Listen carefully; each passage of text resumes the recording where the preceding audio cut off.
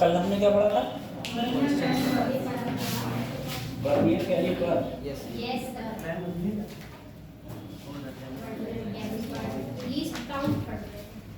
Bernier callipers का least count है।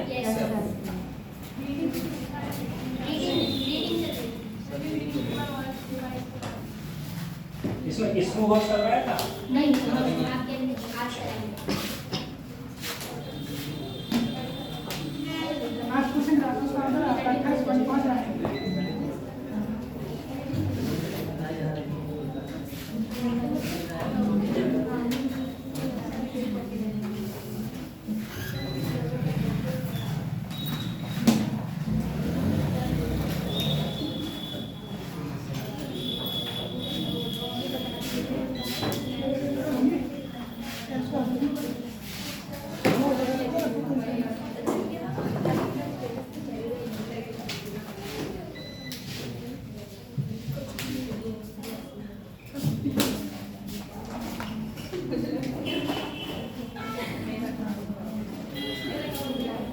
आज लाइट आ गई हमारा फोन में चला दो।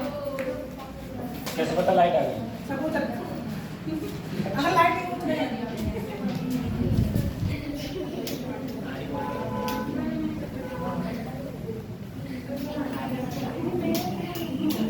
क्या कोई आया कहीं बीच में तो पंखे लगाओ।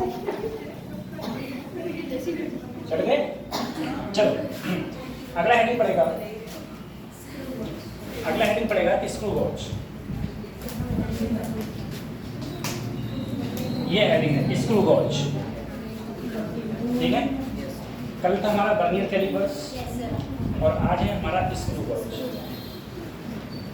जैसे बर्नियर कैलिपर्स का यूज हम लोग किसी चीज का मेजरमेंट करने के लिए करते थे, उसी प्रकार से हम लोग स्क्रू गैज का भी किसी न किसी के मेजरमेंट के लिए करते हैं। मेजरमेंट का मतलब क्या होगा? लंबाई नापना, छोटी लंबाई नापना, या फिर व्यास नापना। व्यास मतलब डायमीटर को नापना है। इन सब नापने के लिए हम लोग इसका यूज करते हैं स्क्रू गॉज। अब कुछ चीजें इसमें और हैं। जैसे मान लो अगर हमको कोई एक हमारा बहुत पतला तार है, उस बहुत पतले तार का अगर हम लोग डायमीटर नापते थे, व्यास नापते थे, पतला तार जैसे ये तार है, अब इस तार का अगर हम लोग व्यास नापें, ठीक है, तो हम लोग बर्नियर कैलिपर से भी नाप सकते हैं और स्क्रू गॉज से। तो स्क्रू गॉज का यूज़ क्यों किया? स्क्रू गॉज का यूज़ इसलिए किया क्योंकि जो इसका लीस्ट काउंट होता है वो बर्नियर कैलिपर से कम होता है। जब लीस्ट काउंट कम होगा, इसका मतलब ये है ये कुछ ज़्यादा एक्यूरेट वैल्यू को मेजरमेंट कर सकते हैं। इसकी कुछ ज़्यादा वैल्यू को हम लोग मेजरमेंट मतलब नाप सकते हैं, अच्छा नाप सकते हैं। मतलब ज़्यादा मेजरमेंट का मतलब मेरा कहने का ये है कि तुम क्या कर सकते हो? ज़्यादा मेजरमेंट का मतलब है एक्यूरेट ज़्यादा जा सकते हो। ठीक है, ज़्यादा एक्यूरेट मेजरमेंट कर सकते हो। हाँ, और ज़्यादा एक्यूरेट मेजरमेंट करोगे तो एरर क्या होगी? अब ये काम कैसे करता है? उसमें भी मेरी मेन स्केल थी, ऐसे ही इसमें ये मेन स्केल है, ये दिख रही है, ये मेन स्केल है। इसमें जो ये होता है ये घूमता है, इसको क्या कर सकते हैं हम लोग? घुमा सकते हैं। ये घूमता है तो इसको हम लोग, जो ये घूम रहा है, इसको हम लोग बोलते हैं एक प्रकार से, ये जो स्केल दिख रही है ये वाली, ये होती है सर्कुलर स्केल। Circular scale. अब देखो ऐसा है, इस प्रकार से होता है। अब जैसे इसमें देखो ये कोई वस्तु रखी हुई है, यहाँ पर ये कोई, और इस वस्तु की मुझे क्या निकालनी है, लंबाई। जैसे जैसे मैं इसे खोलूंगा, जैसे जैसे इसे खोलूंगा, ये पीछे की ओर हटता चला जाएगा। सही है, पीछे की ओर हटता चला जाएगा। जैसे जैसे मैं इसे कसूंगा, ये कहाँ आना स्टार्ट कर देगा, ये आगे की ओर आना स्टार्ट कर देगा, ये आगे आता रहेगा। ठीक है, खोलूंगा तो ये कहाँ जाएगा, पीछे, कसूंगा तो क्या आ जाएगा, आगे। अब जैसे मान लो कोई ऐसी चीज है, मैंने इन दोनों के बीच में जैसे मान लो इतना गैप है, अब इसे कसूंगा तो ये ऐसे आए, ये कांस्टेंट रहेगा, ये ऐसे आएगा, और इसे खोलूंगा तो ये ऐसे आएगा। ठीक है, अब इसके बीच में हम कोई चीज रख के कस दें तो फिर हमें यहाँ पर क्या आ जाएगी, कुछ ना कुछ रीडिंग आ जाएगी। ठीक है, ये मेरी सर्कुलर स्केल है, ये मेरी मेन रीडिंग हो जाएगी, ये मेन रीडिंग। तो ये जो डायग्राम बना हुआ है, ये डायग्राम तुम्हारा बना हुआ है स्क्रू गॉज का। स्क्रू गॉज में जो लीस्ट काउंट निकालने का फार्मूला होता है वो होता है pitch upon total number of division, total number of division in circular scale. अब सबसे पहले तो तुम सुनो कि पिच तुम्हारी होती क्या है। ठीक है, सबसे पहले समझो कि हमारी जो पिच है वो पिच होती क्या है। कोई बोतल है इसमें पानी नहीं हो, ला, ये छोटी है, कोई बड़ी बोतल है, लंबी है, अरे बड़ी बोतल कोई ऐसी हो जिसमें पानी ना हो, इससे ही समझा दे रहा हूँ। इधर देखो पिच क्या होती है, पिच को समझो। ये मेरे पास में बोतल है, ठीक है, इस बोतल को मैंने खोल दिया, तुम्हें ये चूड़ियाँ दिख रही हैं, दिख रही हैं, इन्हें हम लोग चूड़ी बोलते हैं। इस दो लगातार चूड़ियों के बीच की कुछ ना कुछ क्या है, डिस्टेंस, इसको ही हम लोग बोलेंगे पिच। ये क्या होती है, अब इन दोनों के बीच की जो दूरी है, इन दो चूड़ी, लगातार दो चूड़ियों के बीच की जो दूरी है उसे हम लोग बोलते हैं पिच। ठीक है, बीच की दूरी। अब दूसरे टर्म से और भी बोल सकते हैं, दूसरे टर्मिनोलॉजी में क्या बोलेंगे, जैसे मैंने अभी इसे ये ऐसे, अब देखना ये अभी तुम्हें गैप दिख रहा है, मैं इसे पूरा 360 डिग्री रोटेशन करूँ, अब ये गैप क्या हो गया, कम, गैप कम हो गया। तो ये कितना गैप कम हुआ, एक पिच के बराबर। कितने के बराबर कम हुआ, एक पिच। पिच समझ गए क्या थी, दो लगातार जो मैंने तुमसे कहा था, जो मैंने ये है, ये लगातार दो के बीच की जो डिस्टेंस है वो क्या है, पिच। अब समझना, अगर मैंने सिर्फ 360 डिग्री में कितने रोटेशन होते हैं, एक। अगर मैंने सिर्फ एक रोटेशन किया, सिर्फ एक रोटेशन किया, एक रोटेशन, तो देखो ये कम हो गई। ऐसे ही अगर मैं एक रोटेशन ओपन करूं तो ये बढ़ गई ऊपर। ठीक है, तो ये कितना ऊपर बढ़ गई, इसे बोलते हैं एक पिच। क्या बोलेंगे, एक पिच। इसी हिसाब से तुम समझो, अगर मैंने 2 बार घुमाया, कितने रोटेशन करे, 2 रोटेशन, तो कितने आगे बढ़ेगा, 2 पिच। 5 बार घुमाया तो कितने आगे बढ़ेगा, और कस दिया 5 बार तो 5 पिच क्या हो जाएगा, कम हो जाएगा। क्या हो जाएगा। अब इसी प्रकार से इसमें समझो, जब हम इसको स्क्रॉल करेंगे, मतलब घुमाएंगे, तो मैं अगर इसे 360 डिग्री घुमाऊंगा तो ये एक पिच पीछे या एक पिच आगे चला जाएगा। ठीक है, एक पिच आगे या फिर एक पिच पीछे चला जाएगा। तो उस जो दूरी होती है उसको हम लोग क्या बोलते हैं, पिच। अब total number of division in circular scale, ये जो स्केल दिख रही है तुम्हें, ये वाली, ये तुम्हारी कौन सी स्केल है, सर्कुलर स्केल। इस सर्कुलर स्केल में या तो 50 होंगे या 100 होंगे। ठीक है, क्वेश्चन के अनुसार डिपेंड करता है, क्या पता तुम्हें वो 200 दे दे या 300 दे दे। तो जितना इसमें खाने होते हैं, उन खाना को ही हम लोग क्या बोलते हैं, total number of division in circular scale. अब वो डिवीजन 50 भी हो सकते हैं, 100 भी हो सकते हैं, 200 भी हो सकते हैं, जितना क्वेश्चन में होंगे उस हिसाब से हम लोग करें। इसमें 4 नहीं है, 4 तो मैं सिर्फ दिख रहे हैं। ठीक है, ये और बल्कि यहाँ से, तो इसमें इस प्रकार से, तो लीस्ट काउंट का फार्मूला, एक तो ये स्क्रू गॉज का तुम लोगों को फार्मूला बनाना है, ओ फिगर बनाना है। उसके बाद में लीस्ट काउंट का फार्मूला याद रखना है, pitch upon total number of division in circular scale. ठीक है,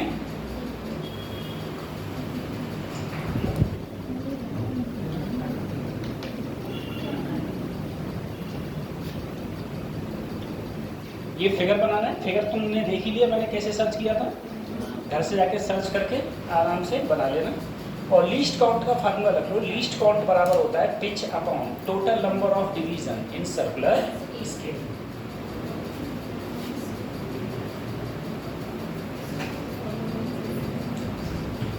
फिर आगे बढ़ते हैं।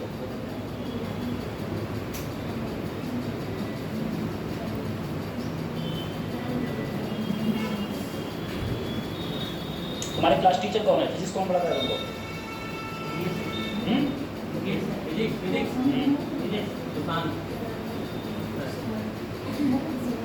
और दूसरे टीचर कौन है फिजिक्स के? निर्मल सर नहीं पढ़ाते हैं? निर्मल सर कब से पढ़ाते हैं? हम लोग पढ़ाते हैं। खत्म करें इसको, चलो।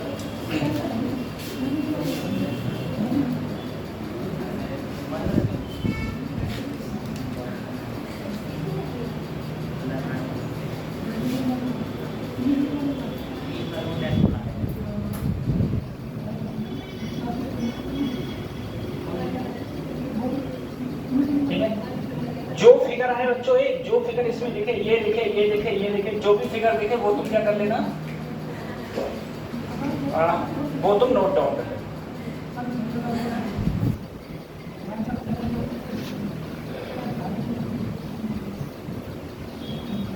सर ऊपर लिखा था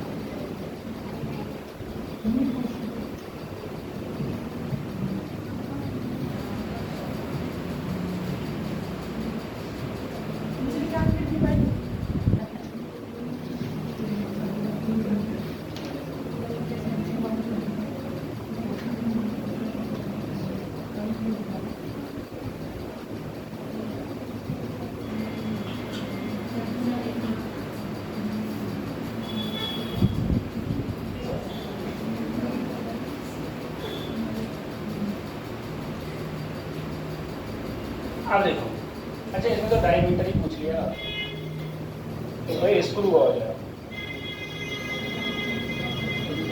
तो इसके क्वेश्चन बहुत कम। क्वेश्चन आए ना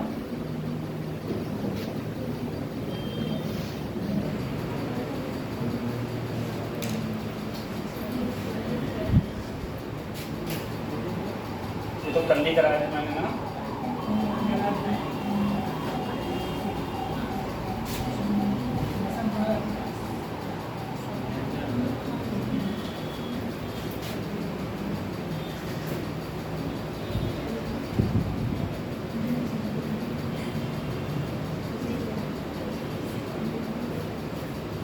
अभी ये क्वेश्चन की बात करें, इसको बहुत ज़्यादा नहीं आया। अभी आया था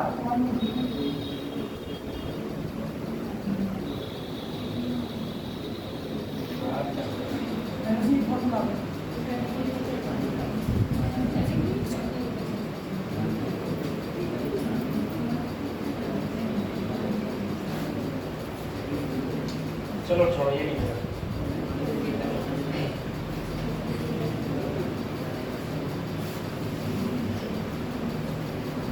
क्वेश्चन लिखो, लो।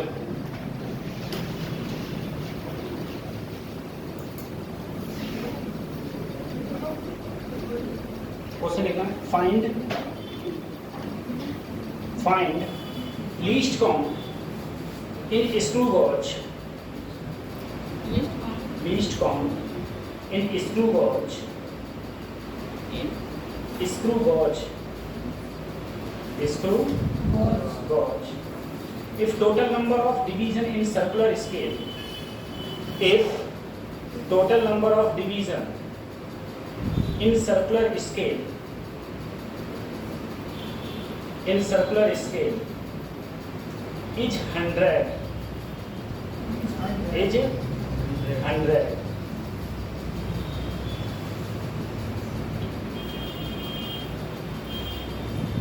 and pitch 1 mm. 1 mm.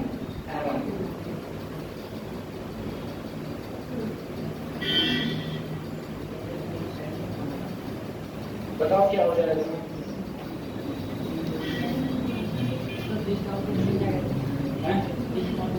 अल्पतमान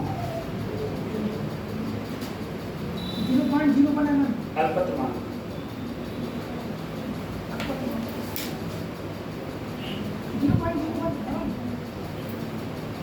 ठीक है, तो हो गया होगा तुम्हारा। क्या किया तुमने? पिच कितनी दे रखी है मैंने? 1 mm। डिवीजन कितने हैं? ये mm था, तो इसको भाग देंगे तो 0.01 mm। ठीक है, ये लिस्ट काउंट है। अगला क्वेश्चन लिखो। अगला क्वेश्चन लिखना, the circular division of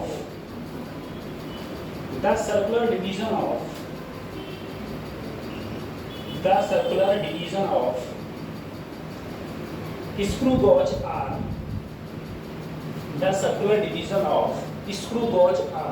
50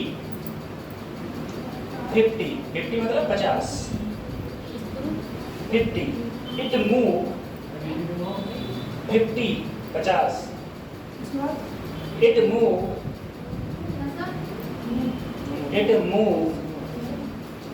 0.5 mm. It move 0.5 mm in one rotation. In one rotation.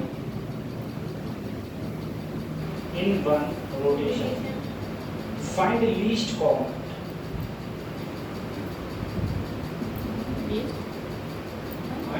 Least count.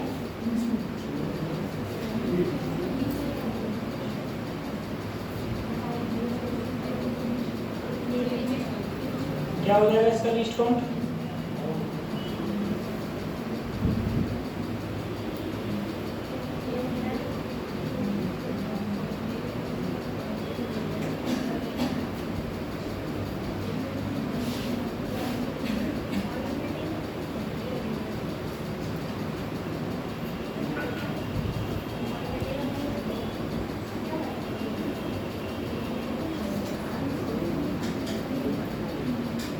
List count क्या हो जाएगा इसका?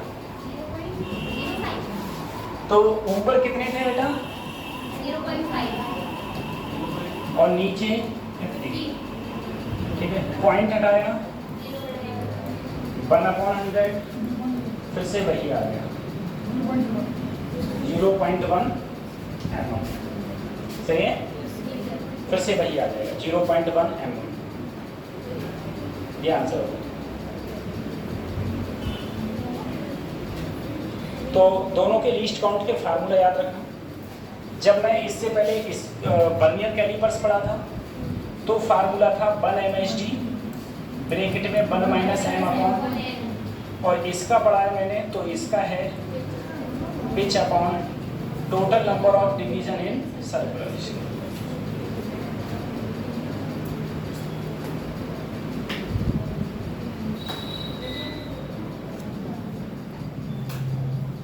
देखो अब लाइट है, वो पंखा बंद है। सब बंद हो जाएंगे अब। लाइट नहीं उधर लाइट नहीं, अब बंद कर दो। लाइट नहीं कर दो, ये आफत है। ये है ना वो? क्यों? आपकी बात नहीं हो रही है। लो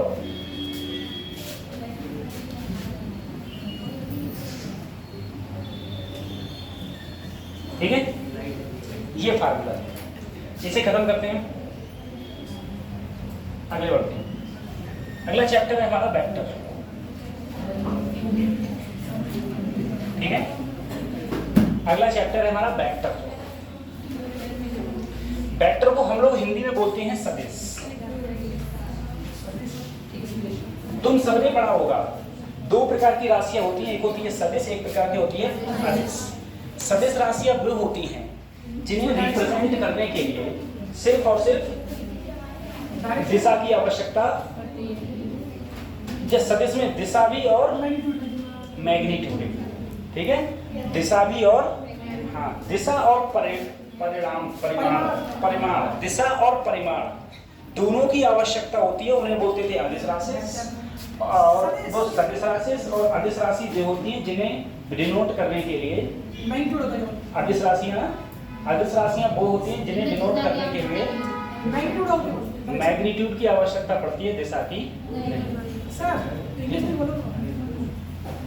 Scalar quantities are those quantities which represent only magnitude and direction, ठीक है।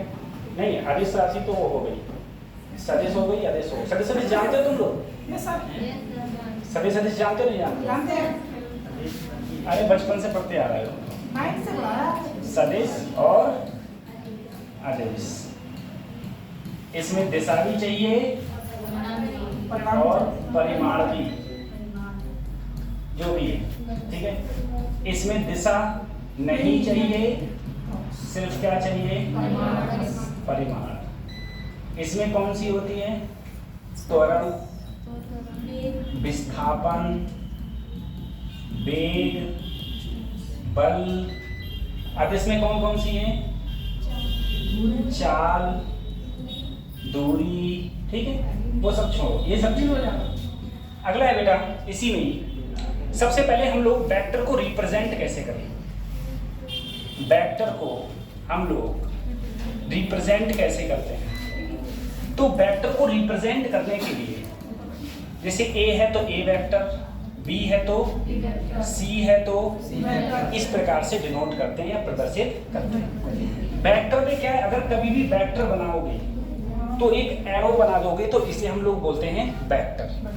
जो एरो में ये होता है इसे बोलेंगे हम लोग हेड, और जो ये होता है इसे क्या बोलेंगे हम लोग? टेल, ठीक है। एक सर होता है और एक क्या हो गया? टेल हो गया, ठीक है, एक सिर और एक टेल। अब देखो अगले ये है, सबसे पहले हमारा एक वेक्टर है जिसका नाम है यूनिट वेक्टर। एक वेक्टर है जिसका नाम है यूनिट वेक्टर। यूनिट वेक्टर को हम लोग बोलते हैं इकाई सदिश। यूनिट वेक्टर को क्या बोलते हैं? इकाई सदिश, ठीक है। तो यूनिट वेक्टर कौन से वेक्टर कहलाते हैं? वे वेक्टर जिनका मैग्नीट्यूड, वे वेक्टर जिनका मैग्नीट्यूड 1 के बराबर हो, वे वेक्टर जिनका मैग्नीट्यूड 1 के बराबर हो, क्या बोलते हैं उनको हम लोग? यूनिट वेक्टर कहते हैं। वे वेक्टर जिनका मैग्नीट्यूड जो है वो किसके बराबर हो? 1 के बराबर हो, उन्हें हम लोग कौन सा बोलेंगे? उन्हें हम लोग क्या बोलते हैं? यूनिट वेक्टर बोलते हैं। अब देखो किसी भी वेक्टर का मैग्नीट्यूड कैसे निकालेंगे। जैसे मैंने कहा, मान लो मेरे पास में कोई एक आर वेक्टर है, R1i, R2j और R3k। मान लो ये मेरे पास में एक वेक्टर है। अब इस वेक्टर का मैग्नीट्यूड निकालो, तो मैग्नीट्यूड निकालने के लिए सबसे पहले लगाओगे मॉड। क्या लगाओगे? मॉड लगा के क्या लगाओगे? अंडर। यहाँ जो भी है, R1 है तो R1 का स्क्वायर, R2 है तो R2 का स्क्वायर, R3 है तो R3 का स्क्वायर। सबसे पहले यूनिट वेक्टर। यूनिट वेक्टर क्या होता है? जिनका मैग्नीट्यूड किसके बराबर है? अब देखो मैंने कोई वेक्टर निकाला, उस वेक्टर का क्या लगा दिया मैंने? मैग्नीट्यूड। उस वेक्टर का क्या बना दिया? मैग्नीट्यूड बना दिया।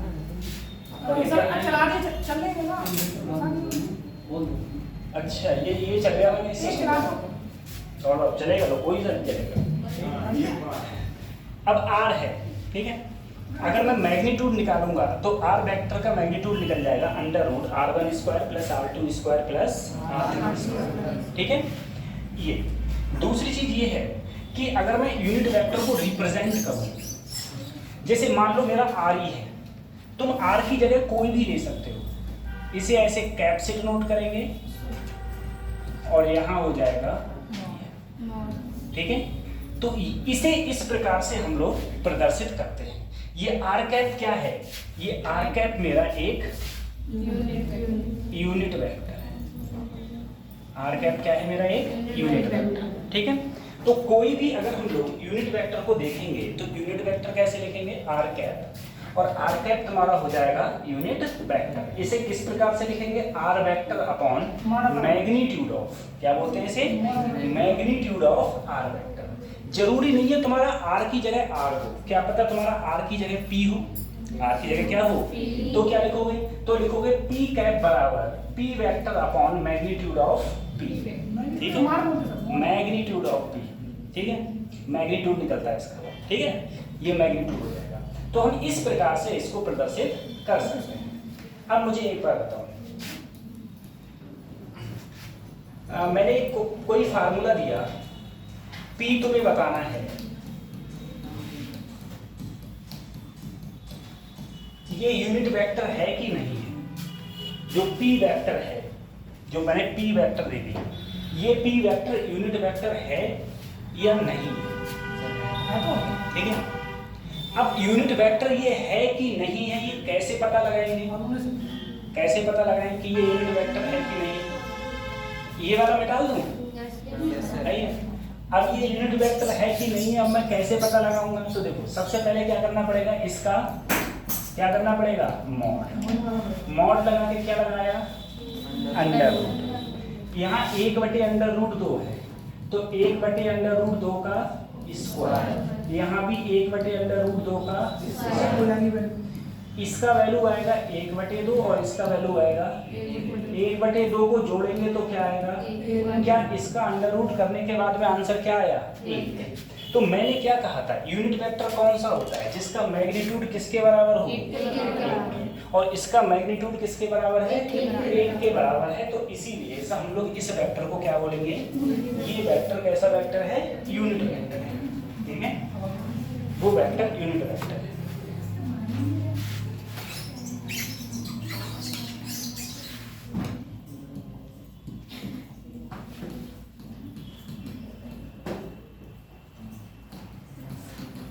ये वेक्टर है, ठीक है।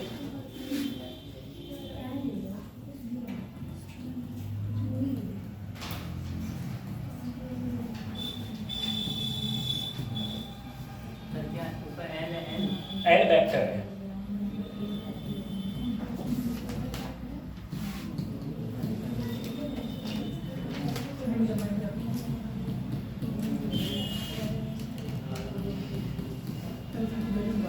देखो, मैंने एक क्वेश्चन तुम्हें दिया, मैंने इसको तुम क्या याद रखो?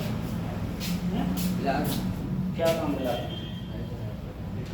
और किसके संग क्या होगी? बाबा कहाँ?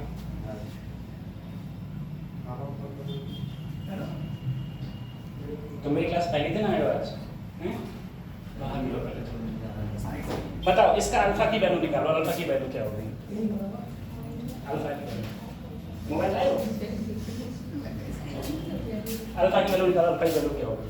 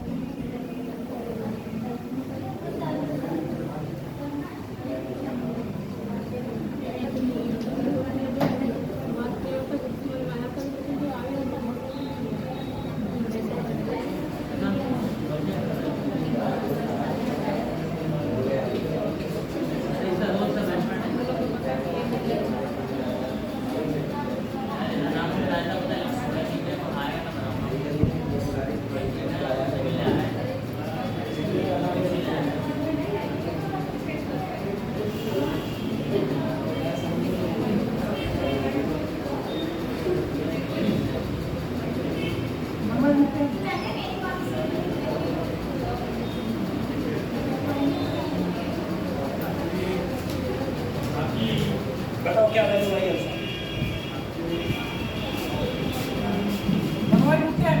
हैं? तो देखो सबसे पहले हमारा एक बात सोचो, ये कैसा है, ये कैसा वेक्टर है बच्चों? बोलो, ये कैसा वेक्टर है? यूनिट वेक्टर का मतलब क्या है?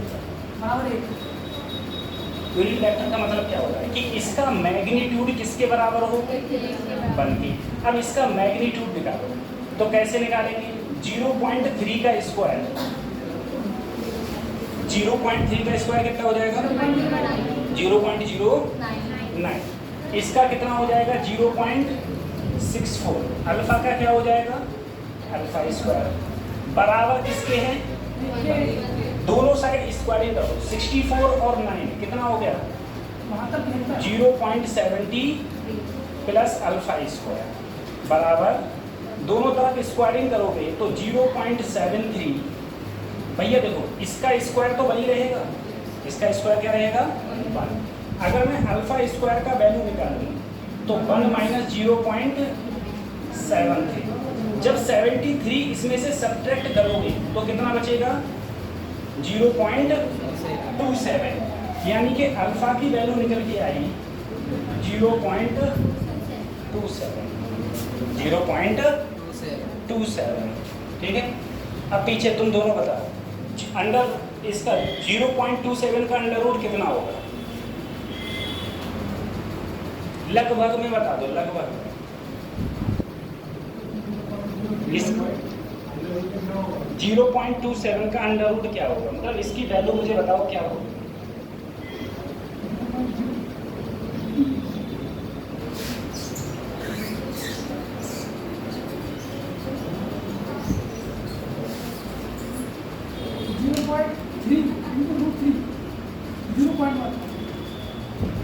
सोचो,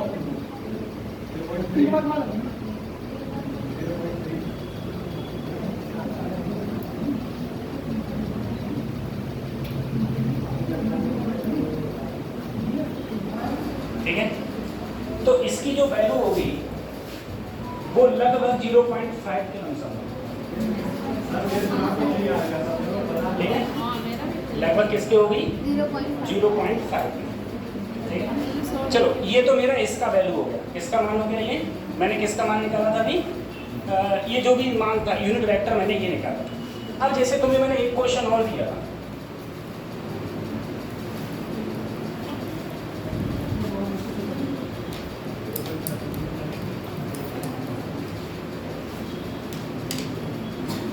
इसे मुझे चेंज करना है किसमें? अभी देखो, अभी ये यूनिट वेक्टर नहीं है, अभी ये यूनिट वेक्टर, लेकिन मुझे इसे कन्वर्ट करना है, मतलब चेंज करना है। किसमें चेंज करना है? Unit vector. तो अगर मुझे इसे हटा दूं, अगर मुझे इसे यूनिट वेक्टर में कन्वर्ट करना है तो देखो तरीका क्या है यूनिट वेक्टर में कन्वर्ट करने का। पहला तरीका तो सभी यूनिट वेक्टर का मतलब मैंने समझाया था, S vector upon magnitude of, ये बताया था तुम लोगों को। अब देखो क्या करेंगे हम लोग, इसका क्या करेंगे? सबसे पहले तुम क्या निकालो? मैग्नीट्यूड। इसका अगर मैं मैग्नीट्यूड निकालूं तो कैसे निकालोगे? अंडर रूट 2 का स्क्वायर, फिर -1 का स्क्वायर, और फिर देखो, अरे जे के अगले कितना है? -1, तो -1 का स्क्वायर। के अगले कितना है? 1, तो 1 का स्क्वायर। 2 2 जा कितना हो गया? 4 प्लस 1 क्या आया? Under root. ठीक है, अब क्या करना है? अब इसमें रखो, अगर मुझे एस कैप करना है सबसे पहले क्या लगाऊं? S vector. एस वेक्टर कितना है?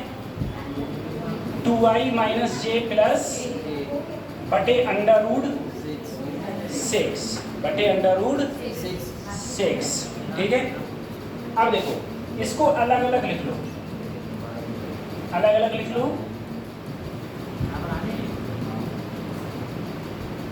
अलग अलग लिख लो। ठीक है, तो ये मेरा क्या है? ये मेरा यूनिट वेक्टर बन गया। ये क्या बन गया? सही है। अब सर यूनिट वेक्टर का मतलब क्या होता है कि इसका मैग्नीट्यूड किसके बराबर हो? 1 के। तो अगर मैं इसका मैग्नीट्यूड निकालूं, देखो कैसे निकालोगे? यहाँ पर इसका स्क्वायर, तो 2 का स्क्वायर 4, अंडर रूट 6 का 6, माइनस से मतलब नहीं होता है, माइनस माइनस क्या होता है? प्लस। 1 का स्क्वायर 1 और यहाँ पर 6, यहाँ पर भी 1 बटे, इस सबको सॉल्व कर लो, आंसर कितना आएगा? 1 आएगा। अरे एलसीएम ले लो, एलसीएम कितना होगा? 6, 4 1 5 और 1 6, 6 बटे 6 1, अंडर रूट 1 का क्या आएगा? तो ये जो मेरा वेक्टर, जो सिंपल वेक्टर था, इसे मुझे अगर चेंज करने की नौबत आई तो मैंने इसे किसमें चेंज कर दिया? Unit vector. ठीक है। और तुमसे कहा जाए अगर कोई यूनिट वेक्टर है तो 100% जो उसका मैग्नीट्यूड होगा वो किसके बराबर होगा? 1 के बराबर होगा। ठीक है। अगर कोई वेक्टर है और उसका यूनिट वेक्टर की बात आए तो उसका यूनिट वेक्टर हमेशा 1 के बराबर है। सब अच्छा सब ठीक है, तो वो 1 के बराबर हो जाएगा।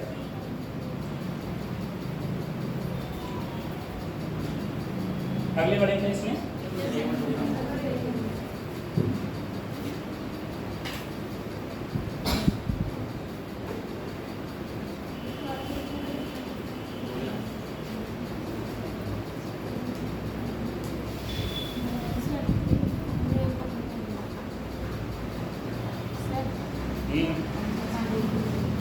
कौन सा समझ में नहीं आया?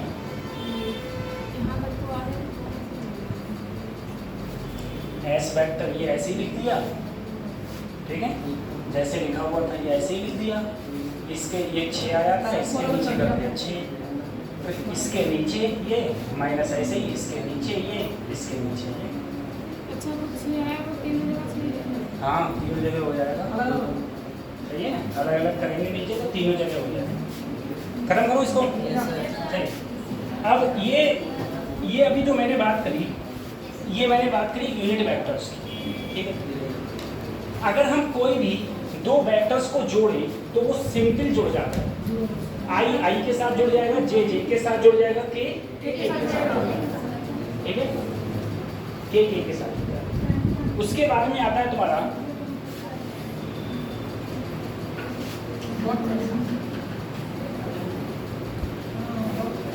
डॉट प्रोडक्ट,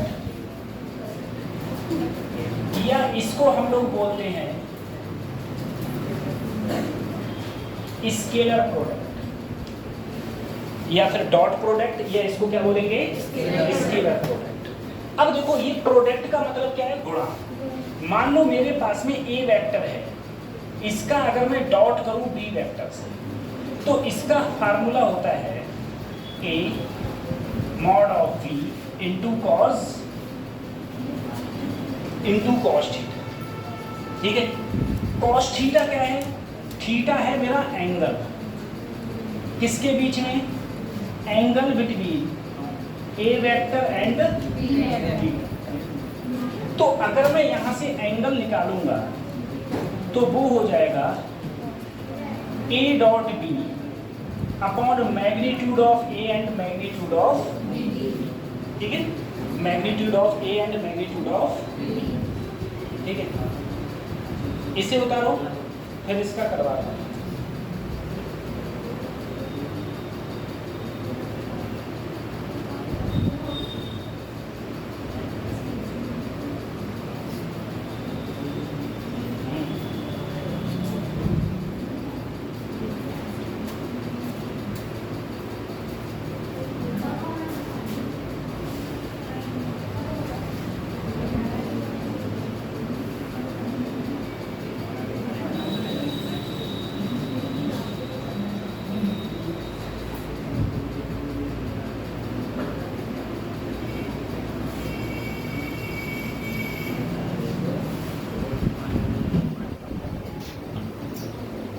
ठीक है। कॉस थीटा क्या है?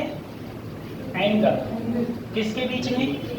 ए और बी के बीच का एंगल। अब समझिए देखो ए और बी कैसे, मान लो ए वेक्टर इधर है, ए वेक्टर और बी वेक्टर तुम्हारा इधर है, ए वेक्टर इधर है, बी वेक्टर, इन दोनों के बीच में जो एंगल है उसे क्या बोल दिया? तो अगर तुम्हें ए वेक्टर पता है और बी वेक्टर पता है और तुमसे कहे बताओ उन दोनों के बीच में एंगल कितना होगा, तो फार्मूला लगाना cos थीटा बराबर a dot B upon magnitude of a and magnitude of b। ठीक है, इसे उतार लिया था तुम लोगों ने। अब देखना इसका ये रह गया।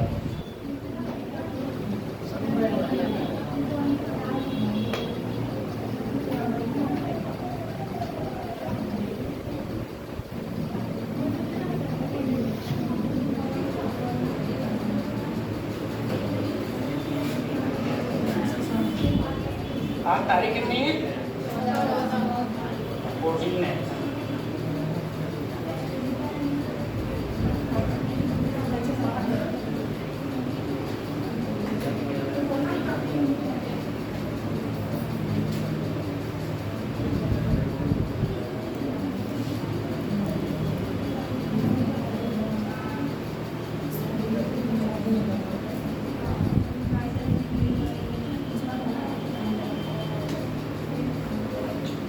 अब देखो, जैसे मेरे पास में ये क्वेश्चन है 10वां। अब ये 10वां क्वेश्चन क्या कह रहा है? 10वां क्वेश्चन कह रहा है मेरे पास में फोर्स है और क्या है? फोर्स है और क्या है? डिस्प्लेसमेंट। तुमसे क्या पूछा? वेक्टर बताओ। क्या बताओ? वेक्टर बताओ। ए ले लो, चुप्पा ये जाओ, बहुत बोल रहे हो। फोर्स बताओ और क्या बताओ? फोर्स और डिस्प्लेसमेंट दिया है। तुमसे क्या पूछा है? Work done. ठीक है, अब सर अगर मैं वर्क डन का फार्मूला कहूँ तो वर्क डन का सबको पता है, एक घाई से जितने हो, force into displace, force into, सबने पढ़ा है। ठीक है, और अगर तुम ये खत्म कर दो तो आ जाता है कॉस थीटा। क्या आ जाता है? कॉस थीटा, सबको पता है एफ डी कॉस। लेकिन यहाँ पर मेरे को किसका पता है? वेक्टर पता है। अब देखो एफ क्या है तुम्हारा? एफ है तुम्हारा 3i plus 4j। Sir displacement तुम्हारा क्या है? 3i प्लस, अरे दोनों 3i प्लस 4j हैं। अच्छा, दोनों सेम ही हैं। ठीक है, अब तुमसे क्या पूछा है? Work done. क्या पूछा है?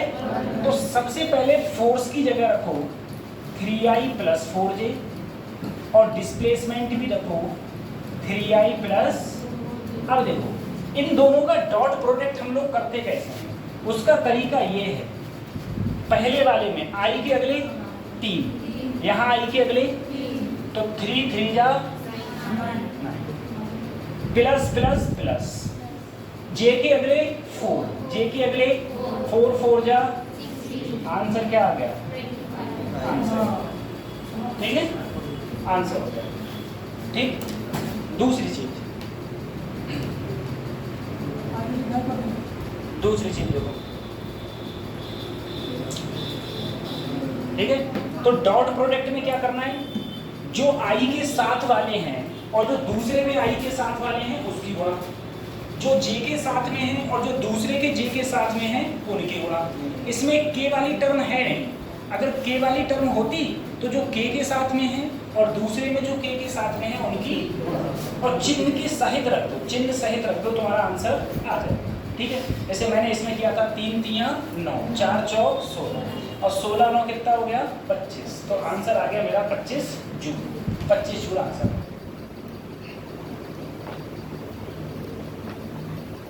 ठीक है,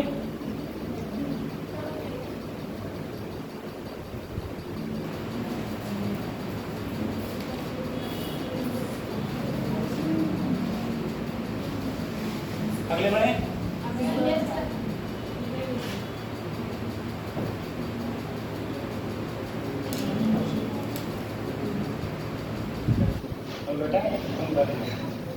तुम्हें पता है आंसू सर बहुत तेज भाग रहा, मैं बहुत पीछे चल जाऊँ। अब तक मुझे बंडी खत्म हो जानी चाहिए थी मेरी, और मैं बंडी को भी पहुँचा नहीं हूँ जिस हिसाब से लेक्चर है। तो अभी मैं आज पता है ये वैसे 3 लेक्चरों का है और 1 लेक्चर में खत्म कर रहा हूँ, इसीलिए। अगले बढ़े। चलो अब छोड़ो, जल्दी खींचो फोटो।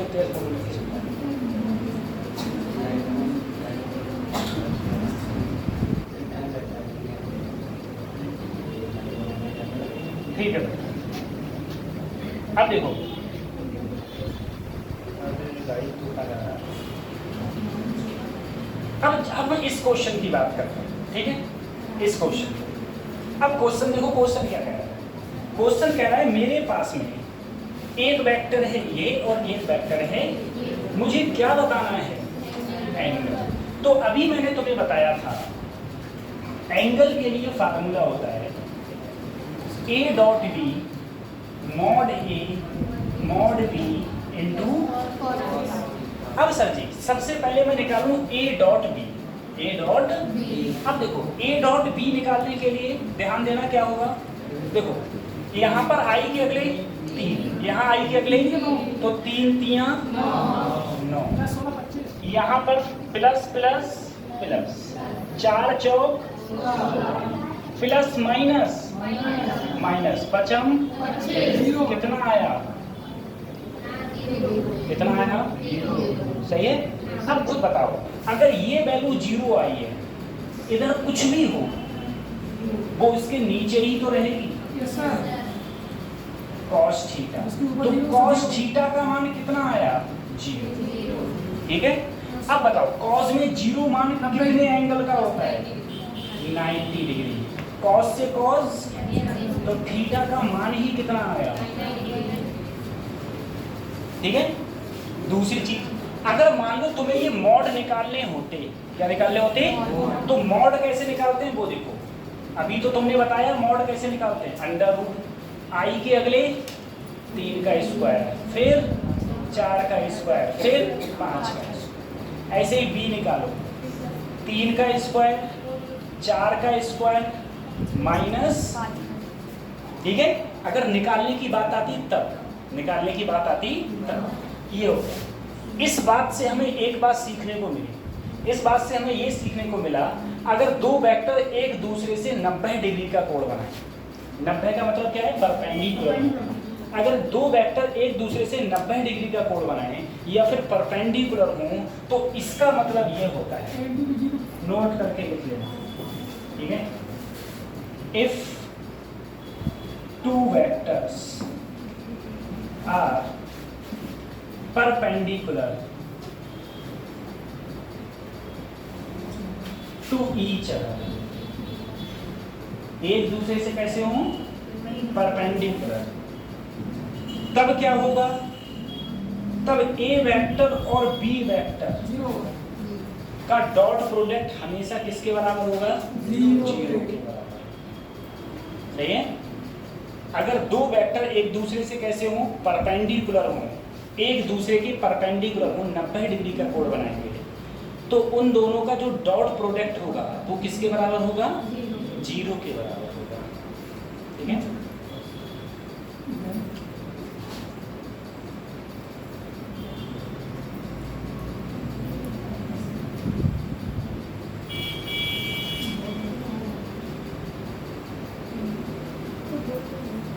ये छुट्टियां बीत जाएं तो तुम्हें बच्चों से मिलवाएंगे, जो बच्चे MBBS में सेलेक्ट हुए हैं इस बार, हैं उन लोगों से, ठीक है। बहुत हुए थे, 5-6 बच्चे हुए, ठीक है, हैं, ठीक है। वो अभी उनकी काउंसलिंग चल रही है, अभी चॉइस फिलिंग हुई है, अभी रिजल्ट नहीं आया, फर्स्ट चॉइस फिलिंग हुई है, ठीक है, अभी रिजल्ट नहीं आ पाया। ये हो गया, ठीक है।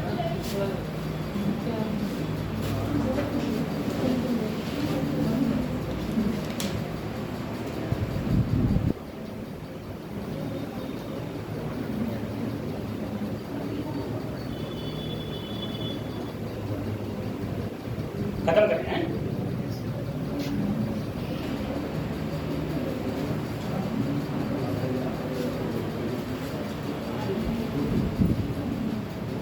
सत्रहवां क्वेश्चन करो बच्चों, ये 17th क्वेश्चन है, करना। और 17th क्वेश्चन कह क्या रहा है, देखो 17th क्वेश्चन कह क्या रहा है, 17th क्वेश्चन करो क्या कह रहा है। 17वां क्वेश्चन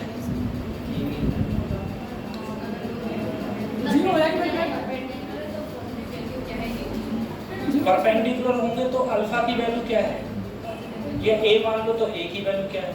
अब ये क्वेश्चन कैसे होगा,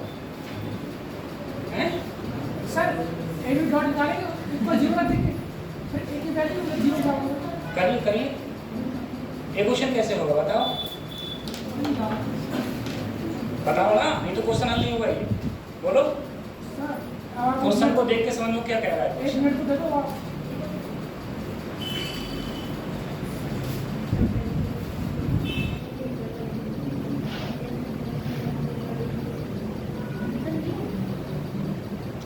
जीरो लेकिन बेटा पॉजिटिव वैल्यू पूछिए, पॉजिटिव तो जीरो कहोगे ही नहीं।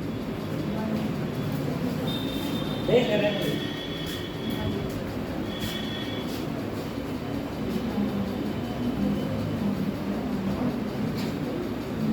तुम्हारा नाम क्या है? हरमोहन, अनमोल, अनमोल खड़े हो तुम लोग, तुम्हारी भी बारी आ रही है।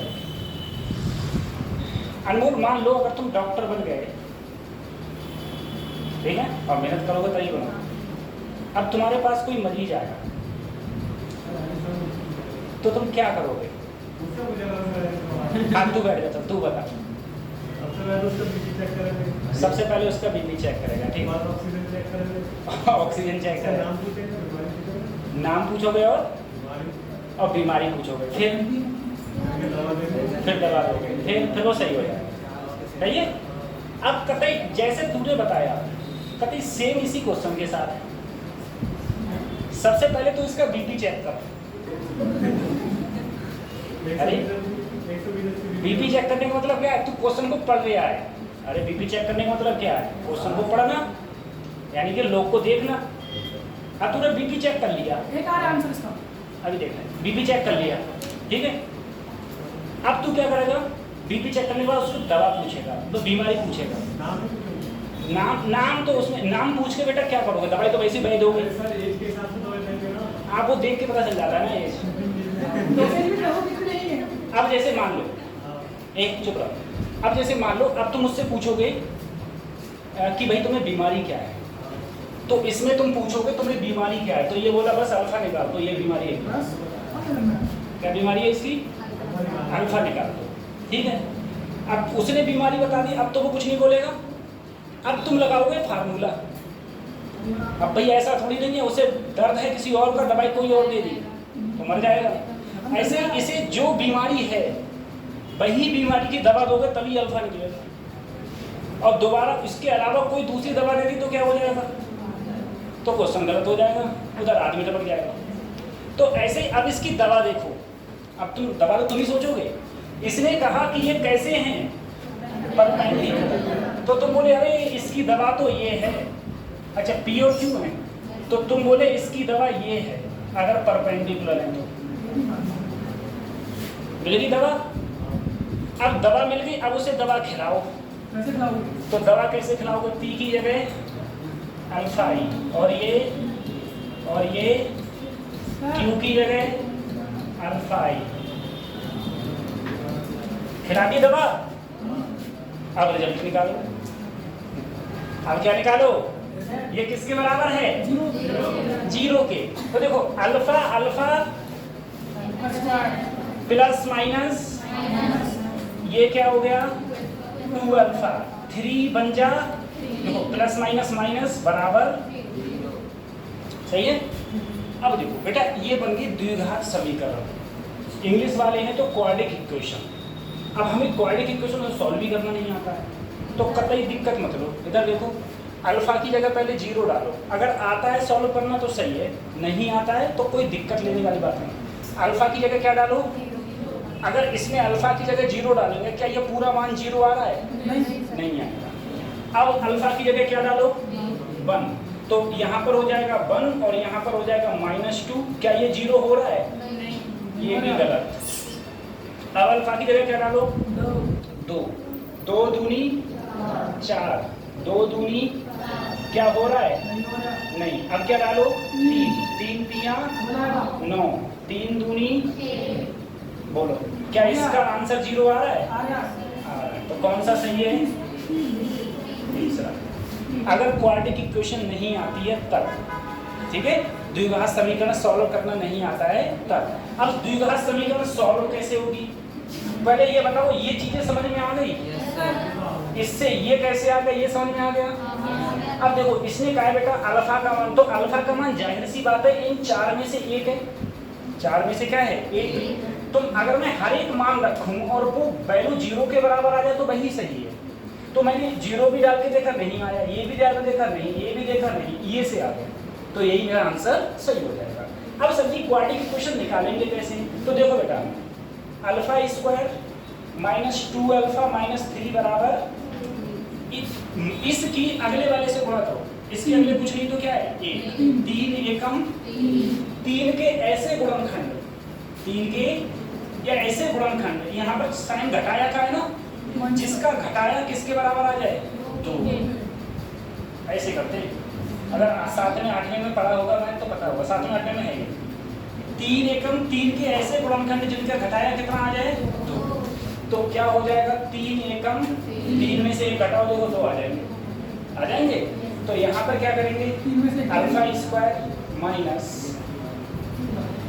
3 माइनस 1 अल्फा, देखो 3 में से 1 क्या बचा? 2 माइनस 3 बराबर, अब यहाँ पर देखो अल्फा स्क्वायर अंदर गुणा करो, minus 3 alpha minus minus plus 1 alpha minus 3 बराबर, अब इन दोनों में अल्फा कॉमन है तो अल्फा माइनस, इन दोनों में 1 कॉमन है तो अल्फा माइनस बराबर, तो ये आया अल्फा प्लस 1 और अल्फा माइनस बराबर।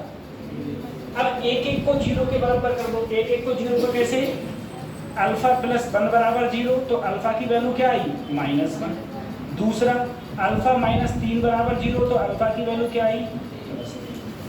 तुमसे किसका मान पूछा था? पॉजिटिव, तो पॉजिटिव आंसर हो गया। एक तरीका ये है, ठीक है, जो मैंने तुम्हें बताया द्विघात समीकरण सॉल्व करने के बाद में। एक तरीका वो है तुम यहाँ तक पहुँच गए, सारी वैल्यू रख रख के देख लो, ठीक है। वो तो हमारी किस्मत खराब थी जो कि हमें आखिर में मिला, क्या पता ये 3 यहाँ लिखा हुआ होता और ये यही प्रूव हो जाता, तो हम अगले के क्यों करते, हम जय आंसर बना देते। सही है, मेरी बात समझ रहे हो? अगर द्विघात समीकरण नहीं आ रही है तो दिक्कत मत लो, क्यों नहीं आ रही है, ठीक है, सीधा सा ये सी। उसके बाद अगले बढ़ रहे हैं, समझ में आया? अच्छा, अब तो कहाँ जा रहा?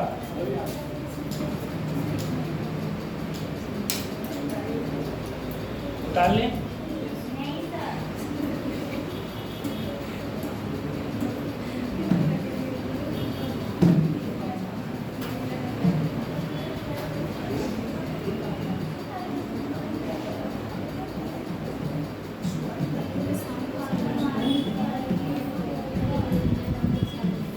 अगले बढ़ेंगे।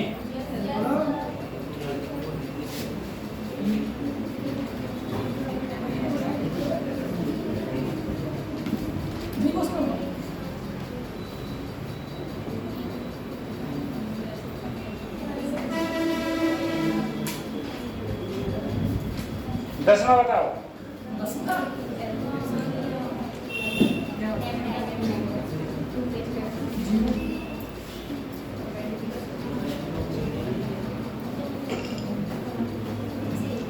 जल्दी बताओ आंसर।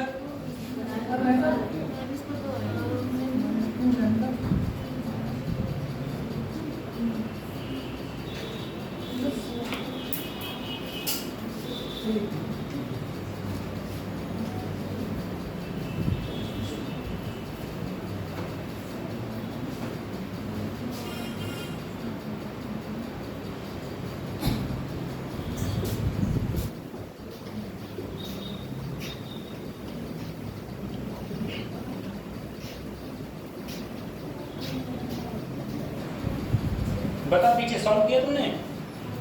अच्छा जल्दी सॉल्व करो ना, कब करोगे?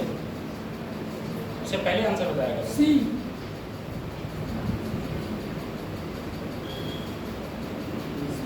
तुम लोगों में से कितने लोग जो 18 साल उम्र हो गई है? सही है, हाथ नीचे करो। बच्चा बैठे ना आते हैं। तुम्हें पता है जब मेरी उम्र 18 साल थी तो मैं नीट को पढ़ाता था।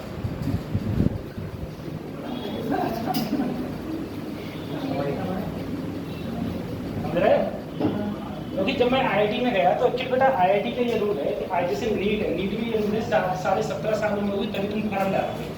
आईआईटी में ये रूल नहीं, आईआईटी में ये है कि या 12th के साथ या 12th के बाद, उसके बाद तुम्हारी पूरी ज़िंदगी में चाहे तुम्हारी कितनी। तो मैंने जब इंटर किया था तो उस समय मेरी उम्र थी 16 साल। 16 साल की उम्र मैंने इंटर किया, 96 डेट ऑफ बर्थ थी, 2012 में इंटर कर दिया था। 1 साल तैयारी करी, पहुंच गए तय तुरंत पढ़ा निकले।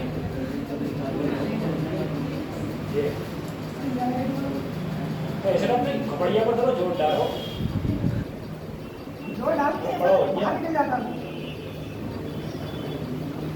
अब धीरे धीरे पढ़ाते पढ़ाते जैसे जैसे अनुभव बढ़ता रहता, अब तो ये हो गया कि दिमाग कभी जोर डाल देना पड़ता। तुम्हारे लिए किसी के लिए ऐसी पढ़ा, पूरी फिजिक्स कभी याद ही नहीं, पूरे क्वेश्चन सब क्या पढ़ो। अगले बढ़े, क्या है आंसर?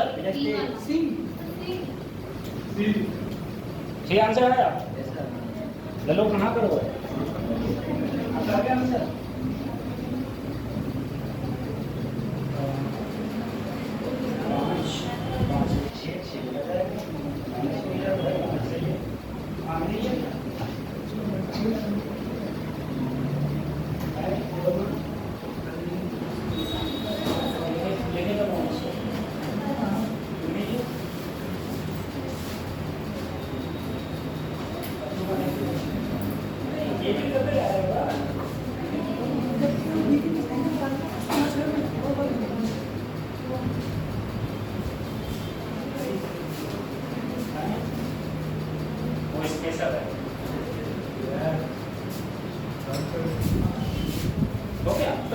सरल है, देखो कुछ करना है नहीं। 5 एकम इसकी माइनस 1 एकम बराबर 5 और 1 6 माइनस 2 लैम्डा बराबर ये उधर जाएगा 2 लैम्डा बराबर 6 लैम्डा बराबर, ठीक है। कुछ था ही नहीं क्वेश्चन में ऐसा कुछ। ओके अगले बढ़ते हैं।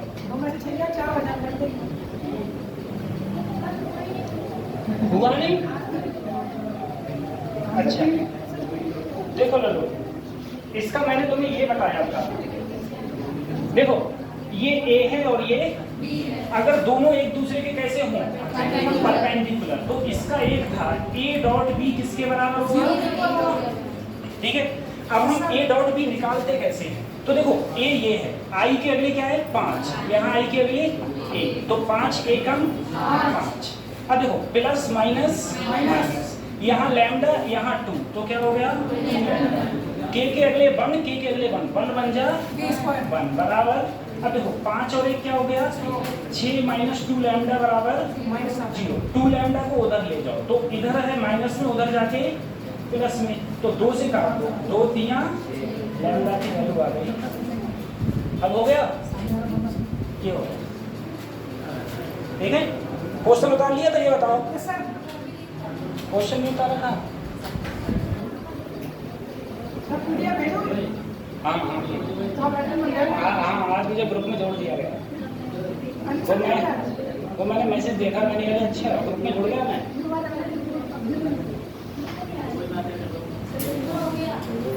हो गया ना, चलो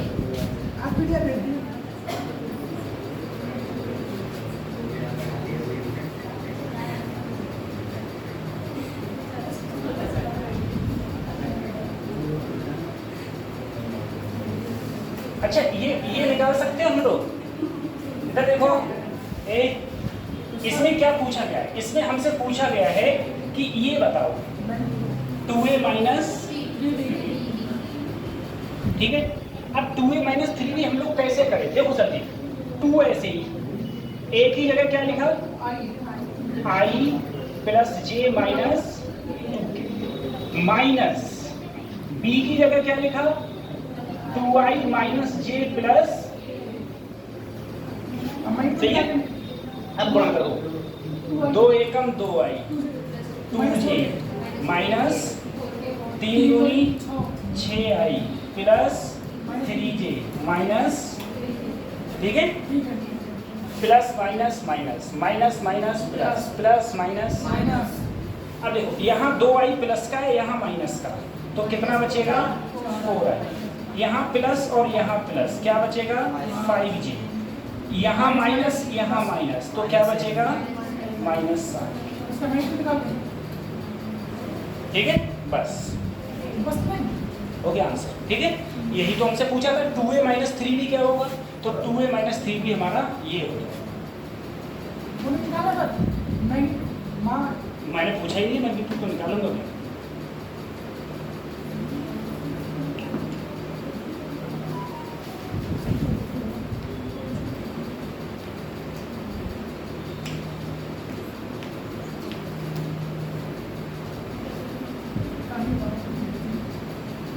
अगले बने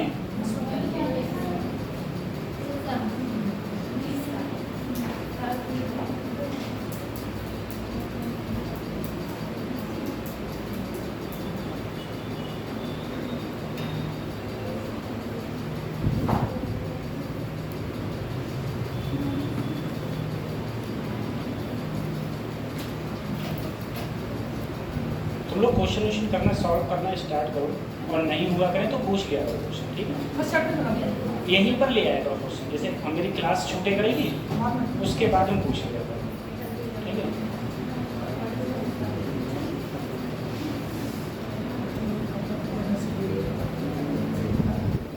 और जहाँ से चाहे वहाँ से ले आना क्वेश्चन। कोई मैंने कोई किताब स्पेशल बताई नहीं है। अगर तुम्हारे पास किसी कोचिंग के मॉड्यूल्स पढ़े हो तुम उसके करने लगो, कोई किताब पढ़ी हो उसके करने लगो, लेकिन 1-2 किताबें मत करना। जैसे किसी के पास अरिहंत की पढ़ी हुई जो 12वीं वाली 11वीं वाली 11वीं वाली नहीं आती बोर्ड वाली, वे मत करियो, सही है। या किसी के पास जैसे इंग्लिश में आती है ऐसा वगैरह पढ़ी हुई, वे मत करियो, ठीक है। हाँ, ढंग की किताब पढ़िए जो नीट के लिए ही हो।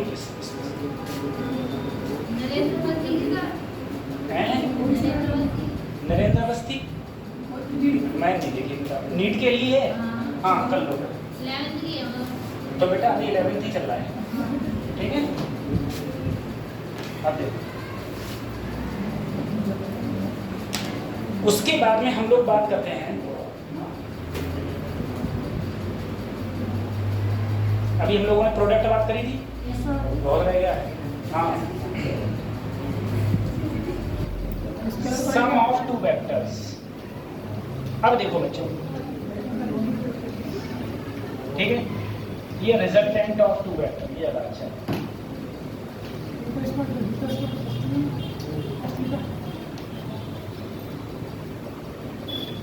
देखो सर, मेरे पास एक वेक्टर है a, एक वेक्टर है v, ठीक है।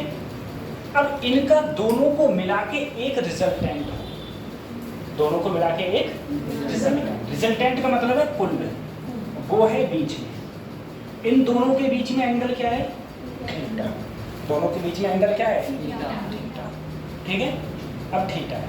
अब मैंने तुमसे कहा कि बताओ इसके अंदर जो रिजल्टेंट होगा वो रिजल्टेंट कितना होगा, तो उसका फार्मूला होता है r बराबर √a²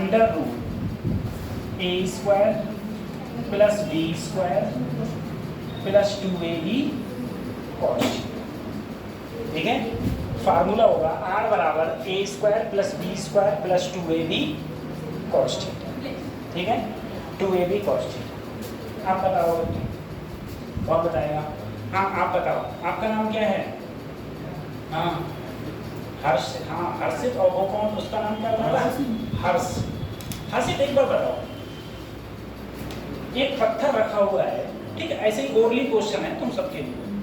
एक पत्थर रखा हुआ है इस कोने में, ठीक है, इतना बड़ा है, सही है? अब सही, उस पत्थर में एक रस्सी बनी हुई है, हुक में रस्सी बनी हुई है, आप खींच रहे हो इधर और तुम्हारा ये दोस्त हर्ष खींच रहा है इधर। मतलब समझ रहे हो कि यहाँ पत्थर रखा हुआ है, एक बंदा खींच रहा है इधर और एक बंदा खींच रहा है, ठीक है। बताओ पत्थर किधर चलेगा, पत्थर किधर चलेगा, सोचो। किधर, क्यों नहीं, वैसे से तो तुम्हारे लिए तो स्टेट में है, तुम ऐसे खींच रहे हो, वो उधर से खींच रहा है। इधर आगे और सही बीच में। अच्छा दिमाग लगा के सोचो, पत्थर किधर चलेगा? बीच में पत्थर उधर चलेगा जिधर रिजल्टेंट फोर्स होगा। फोर्स तो तुम दोनों लगा रहे हो, फोर्स तो तुम दोनों लगा रहे हो। तो ध्यान करो बेटा, जब तुम पत्थर को खींच रहे होगे तो तुम भी खींच रहे हो, वो भी खींच रहा है, तो पत्थर अपने आप देखना बीच में चलेगा। कहाँ चलेगा? ध्यान करो, दिमाग लगा के सोचो, क्या ऐसा हो सकता है कि पत्थर कहाँ चलेगा? बीच में चलेगा।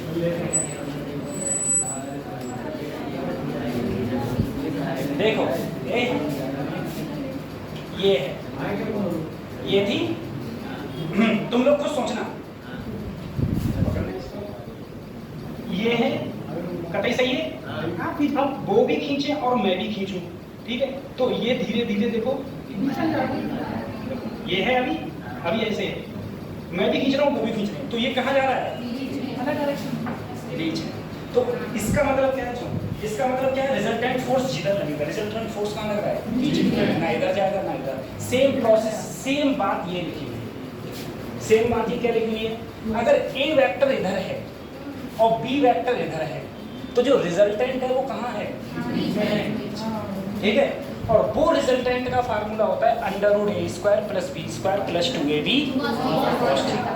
थीटा क्या है? ए और बी के बीच का एंगल, ठीक है, थीटा ए वेक्टर और बी वेक्टर के बीच का क्या है? एंगल। अगर तुमसे ये कह दिया जाए कि मुझे, चलो सही है भाई, रिजल्टेंट तो इधर है, तो ये एंगल क्या होगा? भाई रिजल्टेंट बीच में तो लग रहा है। अगर मैंने कहा कि मान लो चीज बीच में चल तो रही है, लेकिन जो ये है इससे ये एंगल कितना है, ठीक है, इससे ये एंगल जो बीच में चल रहा है क्या है? बीटा। तो एक तरीका याद रखना, वैसे तुम फार्मूला को भूल जाओगे, क्या? सबसे पहले लिखना tan, सबसे पहले याद रखो tan। अब देखो tan क्या होता है? sin थीटा बटे cos थीटा, सबको पता है, sin थीटा बटे cos थीटा। अब देखो ये बीटा, जो ये बीटा एंगल है, इसके दूर कौन है? दूर है b। देखो इस एंगल के, ये एंगल किस किस से मिलके बना है? r से, r और a के बीच में, तो दूर कौन है? जो दूर होता है उसका ऊपर नीचे लिख दिया, और जो रिजल्टेंट को छोड़ के जो पास में है उसे ऐसे कर दिया। कतई इसी प्रकार से सोचो, जैसे मान लो ये एंगल कितना हो? अल्फा, तो कैसे करोगे? याद करने का तरीका ये, tan अल्फा होता है sin थीटा बटे cos थीटा। अब बताओ इसके दूर कौन है? ए। जो दूर है और जो पास है, पास कौन सा है? ये होगा, ठीक है। तो ये जो रिजल्टेंट है ये बेटा आता है ए वेक्टर प्लस बी वेक्टर, ठीक है। तो इसका फार्मूला होता है r √a² + b² + 2ab cos theta. क्या हो गया? ए और बी दोनों के बीच का एंगल, थीटा हो गया ए और बी दोनों के बीच का एंगल।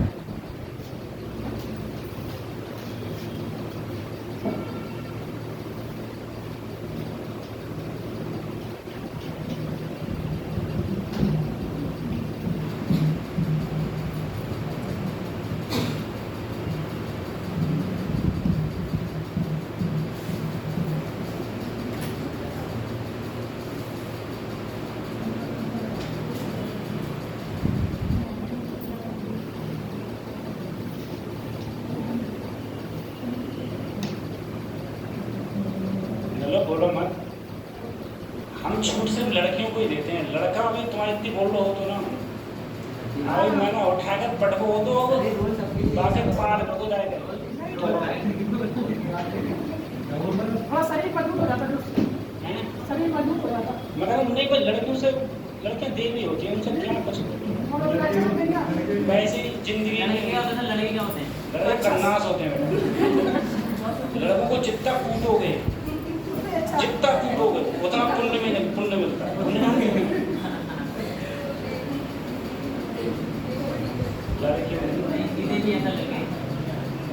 तुम एक बात ध्यान रखो, अगर तुम लड़के लोग सभी को बता रहा हूँ, जितने लड़के हो, अगर जिंदगी में तुम्हें सक्सेसफुल होना है, हर से तो भी सुन ले, हर से अगर जिंदगी में लड़को तुम्हें कामयाब होना है, ठीक है, पूरी जिंदगी में अगर तुम्हें कामयाब होना है तो एक कसम खा लो एक चीज की, जब कुछ हो जाए किसी लड़की को गाली नहीं देंगे, किसी लड़की पे हाथ नहीं उठाएंगे, वो तुम्हें 2-4 मार दे कोई बात नहीं, कोई दिक्कत नहीं है, तुम्हारा तो जन्म ही पिटने के लिए होगा, सही है। लेकिन लड़की पर, हाँ, चाहे वो आपकी बहन हुई, जैसे मान लो आपकी बहन है, छोटी बहन है, बड़ी बहन है, वो तुम्हें मार रही है तो तुम उस पर कूदे पड़े नहीं, ठीक है। चाहे आगे चल के तुम्हारी शादी हो, तुम्हारी वाइफ हो, कभी जिंदगी में औरत के ऊपर हाथ मत उठाना। और तुम इसी चीज को रिवर्स करके देख लो, तुम्हारे पड़ोस में जो भी आदमी अपनी औरत पे हाथ उठाता है वो कल भी बर्बाद था और आज भी बर्बाद और आगे बर्बाद रहेगा। देख लो कितना ही पैसे वाला बन गया होगा, घर में ग्रह कलेश रहेगा, एक दिन बर्बाद हो जाएगा। ऐसे ही जब मैं IIT में था तो बड़े कॉलेज में क्या होता है ना, जो गाली होती है, गाली देते वो आम बात होती है, एक दूसरे से कम्युनिकेट करते हैं, तो विदाउट गाली के लोग बात नहीं करते, तो वो लड़कियां भी देती थी। अब मैंने एक लड़की से बोला, मैंने देख सुन, तू दुनिया को गाली दिया था, मुझे मत दिया। बोले क्यों, तुम लड़के तो आपस में बात करते हो। मैंने कि वो लड़की है, उन्हें हम दे सकते हैं, लेकिन तुझे हम नहीं दे सकते ना। जब हम तुझे गाली नहीं दे सकते तो हम सुनेंगे भी नहीं, इसलिए तो हमसे मत किया कर, बात किया कर, नॉर्मल बात किया जाओगा, बकैती सही नहीं लगता। तब से अपन से तो सब जितनी लड़कियां अगर बातचीत होती थी सबसे, उतनी नॉर्मल बिहेवियर से बात करते हैं, और सब हमने के और सब तुम किसी को, पूरी दुनिया को, पूरी जहान को गाली दो, हमें कोई मतलब नहीं, ठीक है। तुम लोगों के लिए मैं कह रहा हूँ, नहीं, मैं ये बात ही नहीं बोल रहा। मैंने वो लेक्चर तुम्हें मैंने देखा नहीं किसी को जो मैं बोल रहा हूँ, मैं तुमसे कहना चाह रहा था, ठीक है। जैसे कुछ बात होती है जो फ्यूचर के लिए तुम्हारे काम आएंगी, हमेशा के लिए बता रहा हूँ, और सभी से बोल रहा हूँ, जितने भी लड़के हैं मैंने सभी से ये बात बोल रहा हूँ, जितने भी लड़के लोग, तुम लोग ध्यान दो, ठीक है। चलो ये हो गया। अब जरा सोचा सर जी, एक बार जरा इसमें सोचो सर, मैंने कहा मान लो मेरा ए वेक्टर इधर है, ए वेक्टर, अब मैंने इसे पकड़ा और पकड़ के घुमा दिया, मैंने इस वेक्टर को पकड़ा और पकड़ के, अगर मैंने इस वेक्टर को पकड़ा और पकड़ के घुमा दिया, अब वो हो गया इधर। तो ध्यान रखना, अगर ये इधर पॉजिटिव था, इधर क्या था, तो घुमाने के बाद इधर हो जाएगा नेगेटिव, सही है। अब वो मतलब नहीं है तुम्हें, लो ये इधर है पॉजिटिव, तो इसे कतई घुमाए दो तो जो इधर आएगा कहीं जाए वो, यानी कि तुम अगर किसी भी वेक्टर को जस्ट अपोजिट घुमा दो, कितना डिग्री कोण घुमाया, 180, कितना घुमाया। अगर तुम किसी भी वेक्टर को जस्ट 180 डिग्री कोण घुमा दो तो इधर पॉजिटिव था तो इधर क्या हो जाएगा, नेगेटिव हो जाएगा, ठीक है। ये बात थी। अब देखो जरा इसमें सोच लो बेटा, अभी मैंने तुमसे बोला था मेरा ए वेक्टर इधर है सर और बी वेक्टर मेरा इधर है, उसके बीच में एंगल क्या है, थीटा, और इसके बीच में जो सर रिजल्टेंट था वो था मेरा ए वेक्टर प्लस बी वेक्टर। अब मैंने क्या किया, इसे पकड़ के घुमा दिया, ठीक है, इसे पकड़ के घुमा के कहाँ लाया, नीचे लाया, कहाँ लाया, तो ये बी इधर आके क्या हो गया, माइनस, सही है। इधर ये बी बेटा इधर था बी, अब ये क्या हो गया, माइनस बी हो गया, ठीक है। अब जो इसका रिजल्टेंट होगा, अब रिजल्टेंट किसका होगा, ए वेक्टर माइनस, अब इस रिजल्टेंट का जो फार्मूला होगा वो होगा अंडर रूट ए स्क्वायर, यहाँ प्लस था, जब यहाँ प्लस था, यहाँ माइनस है, तो अब ये बात समझ में आई, जब प्लस होता है, जब क्या होता है, तो फार्मूला रिजल्टेंट का होता है under root A square plus B square plus 2ab cos 2। लेकिन अगर वो माइनस हो जाए, क्या हो जाए, तो रिजल्टेंट का फार्मूला होता है under root A square plus B square minus 2ab cos 2। समझ आ रहा है? तब फार्मूला मेरा ये हो जाएगा। अब इस पर हम क्वेश्चन करेंगे।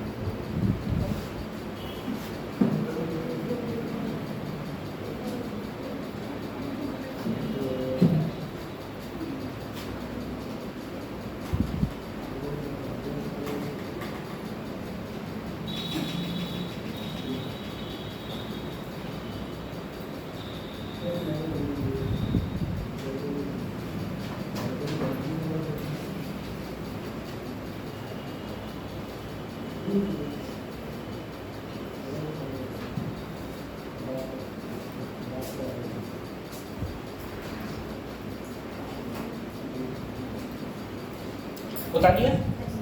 चलो ठीक है।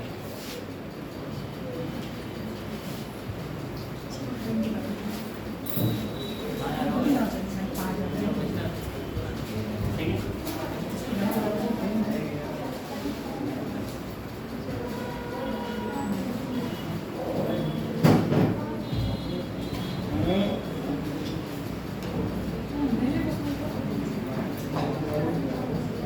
अब जैसे 5वां क्वेश्चन है, कौन सा क्वेश्चन है?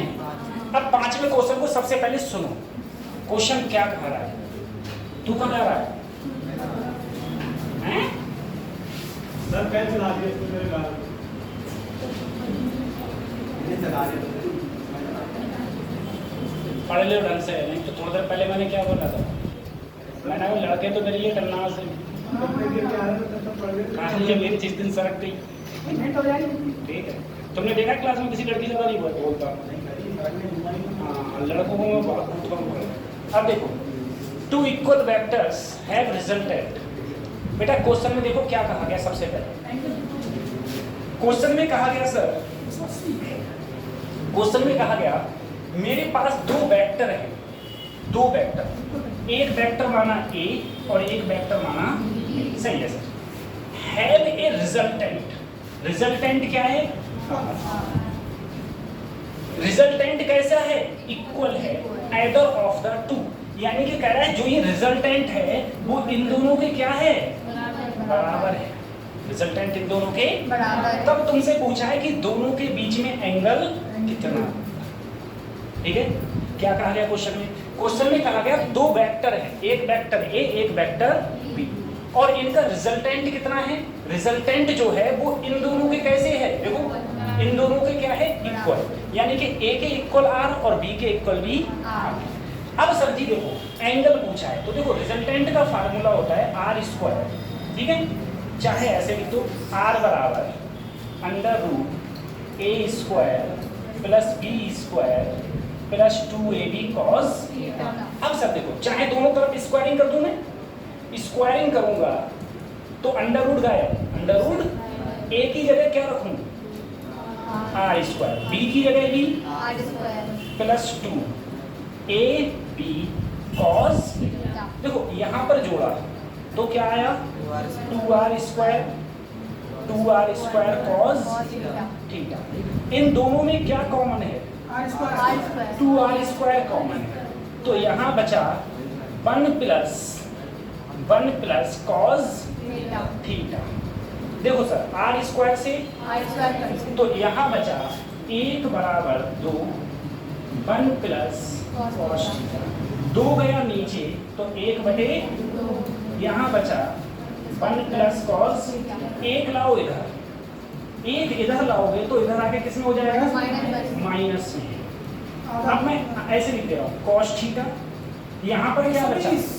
जब 1/2 में से 1 घटाऊंगा तो आएगा माइनस का, और मैंने तुम्हें याद कराया माइनस का 1/2 किसका मान होता है? cos 120। cos से cos गया तो थीटा का मान कितना आया? 120। ठीक है, तो मैंने क्या करा? देखो सबसे पहले मैंने क्वेश्चन सुना। क्वेश्चन जो मुझसे बोला कि एक दो वेक्टर हैं, ए वेक्टर और बी वेक्टर, उनका रिजल्टेंट है आर। और उसने कहा ए किसके बराबर है, आर के, बी किसके बराबर है, आर के, उठा के फार्मूला में रखा लगा दिया और ये सब कर दी मैंने कैलकुलेशन। ठीक है,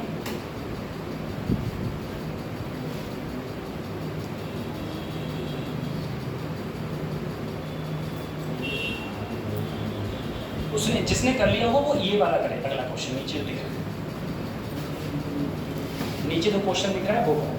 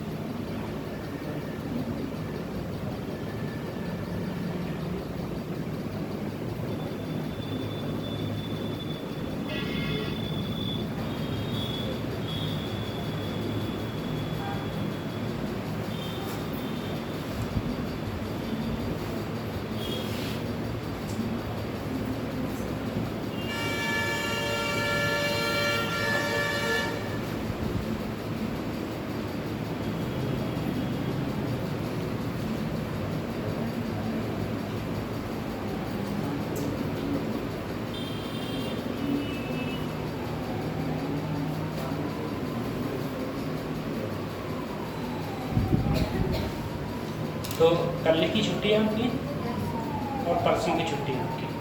ठीक है, 2 दिन का छुट्टी है।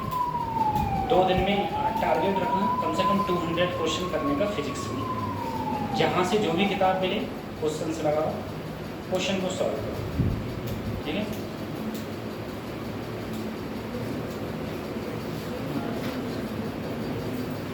करें अगला वाला, इसे खत्म कर दूँ।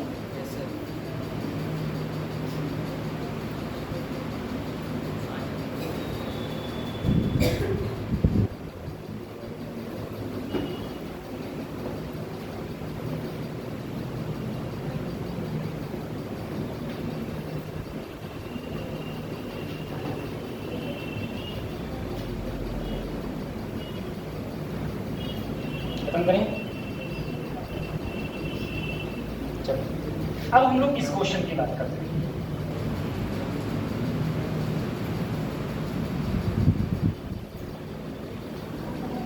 अब देखिए,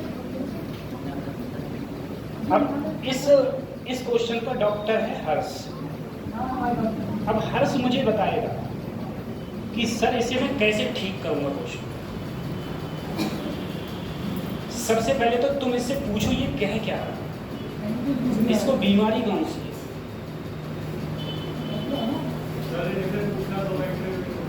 दो वेक्टर के बीच में क्या पूछ रहा है? नहीं, क्या पूछा है? The angle between two vectors. ठीक है, अब मरीज के दर्द है पेट में, तुम कह रहे तेरा तो दिमाग खराब है, तुमने शुरू में ही मर डाला बेचारे को। अब बताओ, चलो एंगल पूछ रहा है। ठीक है, अभी हम लोग सीख रहे हैं ना, प्रैक्टिस कर रहे हैं डॉक्टरी की। ठीक है, ठीक। अब प्रैक्टिस कर रहे हैं डॉक्टरी की तो हमने थोड़ा ठीक कर दिया आपको कि हम लोग एंगल पूछे। अब एंगल तो पूछ रहा है लेकिन दिया क्या क्या है, वो क्या क्या बीमारी बता रहा है कि सर जी देखो मेरे ये है ये, तभी तो तुम बता पाओगे क्या पूछ रहा है। अगर कोई मरीज तुमसे बताए ही नहीं तुम्हें बीमारी क्या है, ठीक है, तो तुम वो वाले बाबा थोड़ी नहीं हो, कुछ भी खा लो सही हो जाओगे। ठीक है, मुझे नहीं पता कौन से बाबा, रिकॉर्ड हो रही बेटा, किसी का नाम भी तो नहीं ले सकता मैं। ठीक है, अब बताओ। हाँ जनाब, मेरे घर बुलडोजर चलवा दो तुम्हारा क्या ठीक। देखो तो क्वेश्चन, सबसे पहले देखो क्वेश्चन पढ़ो क्या कह रहा है। क्वेश्चन को मेरा कहने का मतलब ये है, मैं तुम्हें इसलिए बता रहा हूँ जिससे कि तुम क्वेश्चन करने समझो कि क्वेश्चन होते कैसे हैं, क्योंकि हम लोग डरते रहे क्वेश्चन से, और फिजिक्स से तो खास कर बहुत बात है हमारे बेस के के बारे। देखो, the magnitude of sum of two vectors. क्या बोला? मैग्नीट्यूड ऑफ सम ऑफ, दो वेक्टर हैं, ये क्या हो गया उनका सम। क्या है? इक्वल। क्या है? किसके? Magnitude of difference of two vectors. ये बोला, खुद देखो क्या लिखा है, magnitude of sum of two vector, दो वेक्टर का सम क्या है? इक्वल है किसके? Magnitude of difference of. अब पूछा एंगल, अब क्या पूछा? बस मुझे इतनी जानकारी मिल गई। अब क्या है, अब तो दिक्कत ही नहीं। इधर देखो, इसका फार्मूला लगाऊंगा। इसका फार्मूला होता है A square plus B square plus 2ab, और इधर होता है A square minus 2ab cos। सही है। दोनों साइड क्या कर दूं? स्क्वायरिंग। दोनों साइड स्क्वायरिंग करके निकाल लेना आंसर कितना आएगा। ठीक है, नहीं है तो बताएगा अपन 2 दिन पर। ठीक, सही है। मैंने पता तरीका बता दिया आपको। अंडर रूट हटाओ, ए स्क्वायर से ए स्क्वायर, बी स्क्वायर से बी स्क्वायर, ए स्क्वायर से ए स्क्वायर, बी स्क्वायर से बी स्क्वायर। इधर आएगा, ये हो जाएगा 4ab cos थीटा, इधर बचेगा 0। 4ab नीचे जाएगा cos थीटा के, तो ये हो जाएगा 0/4ab। ठीक है, और cos 0 का मान होता है cos 90, थीटा का मान आ गया 90।